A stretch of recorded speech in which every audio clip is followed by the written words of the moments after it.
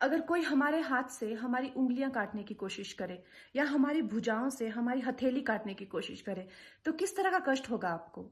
वही कष्ट पहुंचाया है चाइना ने हमें लद्दाख पर अपनी लालची नजरें गड़ा के, और वहां हमारी सीमा का एक एक इंच बचाते हुए हमारे 20 जवान शहीद हो गए हैं। क्या भूल पाएंगे आप उनकी माओं के आंसू, उनकी विधवाओं की चीखें और उनके बच्चों के दिए हुए बलिदान को? क्या ये सोचना ठीक है कि सेनाओं का जो सरहदों पे जो युद्ध होता है वो सिर्फ सेनाओं का होता है, वो सिर्फ सरकार का होता है? क्या उसमें हमारा कोई योगदान नहीं है?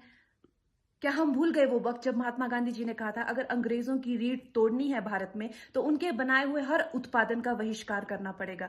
तो क्या ये जरूरी नहीं है कि हम भी इस युद्ध में हिस्सा लें, क्योंकि लद्दाख सिर्फ एक जमीन का टुकड़ा नहीं है, भारत की अस्मिता का एक बहुत बड़ा हिस्सा है, भारत की हथेली है। हम उसे किसी तरह से इस दुश्मनों के उनके गंदे इरादों में सफल नहीं होने दे सकते। तो क्या हम लोगों को इसमें हिस्सा नहीं लेना चाहिए कि जो चाइनीज जितनी भी गुड्स हैं, जितने भी उनके प्रोडक्ट्स हैं, जिन जिन भी कंपनीज में उन्होंने इन्वेस्ट किया हुआ है, उनसे उनको रिटर्न्स आते हैं, रेवेन्यूज आते हैं, ऑर्गेनाइजेशंस है, उन सब का बहिष्कार करें, ताकि वो उस संपत्ति से जो यहां से इंडिया से इकट्ठी करके जाते हैं, उस संपत्ति से हथियार खरीद के हमारे सैनिकों के सीने छन्नी करते हैं। तो क्या हम उन इस युद्ध में हम चाइना का साथ दे सकते हैं? आप बताइए।